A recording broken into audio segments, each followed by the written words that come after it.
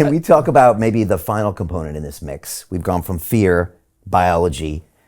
How does money play in this? Because this is something you've talked about for 10, 20, 30 years, and it's another way to get fear based into people. How does that component, we touched on it with universal basic income, but how does that play into the end game here? How do you try to tell people to understand money and how it controls us? Because besides fear of health, it's probably the things most people are scared of. Like you said, it got people to make decisions they didn't want to make. If we're talking about other points in this script as we move on, this is a big one.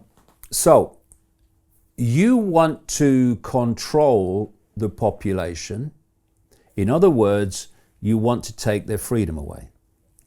So what is freedom in one sense? Freedom is choice. The more choices you can make, the freer you are. The fewer choices you can make, the less free you are. And in the way that this cult has systematically structured global society, the vast number of choices that you would like to make are limited by lack of money, whether you have it or whether you don't have it. So in the end, people say, oh, these elite, these 1%, they're so greedy. Yes, they are, because they're psychopaths. But that's not the main motivation for the money system and control of money.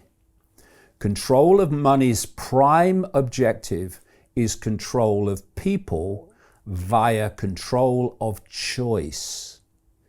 And by controlling choice, you control freedom. So with the basic income, you are in effect completely controlling choice, because you can choose not to have the basic income, but where else are you going to feed your family? And if you have it, then we're going to tell you what your choices are, and it's to do what we say. And this great reset, touted by psychopaths like Klaus Schwab at the World Economic Forum, is fundamentally about changing global finance. So, and I've been writing about this since the 1990s. I think 1903 was the first time I wrote about it. It's to create a single world currency that will be digital. There will be no cash, which means every transaction is trackable, etc., etc. That's the idea. And so the way they work is something you might call creative destruction. This is your goal, this is your outcome, this is the status quo of the moment, whether it's financial or societal, whatever. If you're going to get from here to there, you have got to destroy there until it's got there. So let's give you an example. First World War, the complete global status quo was transformed in the First World War. Countries, borders were drawn, new countries appeared, the centralization of power increased dramatically. And so the status quo before the war became the status quo after the war. Much more centralization of power. They then played the Second World War, another destruction of this status quo.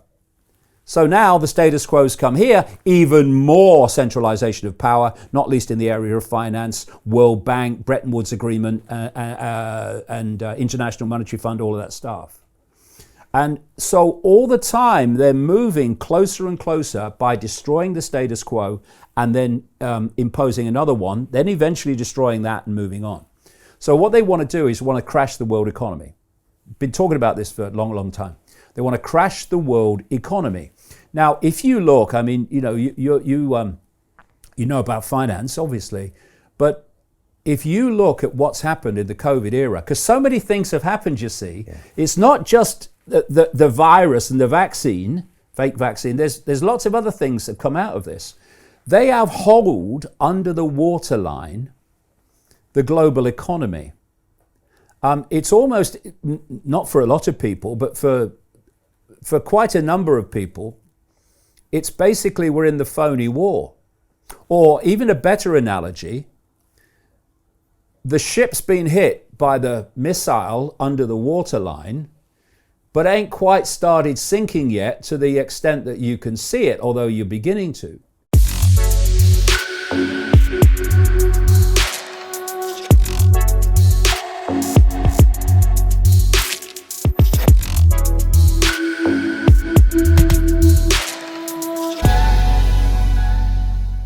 Hi, it's Brian Rose from London Real. You probably know that we've just recently been re-platformed on YouTube after 25 months completely in the dark. The truth is, I really need your help. What I really need you to do is click on that subscribe button right now, like this video, and maybe even leave a comment or share the link with friends. We're really fighting against an algorithm that's tried to keep us quiet for so long.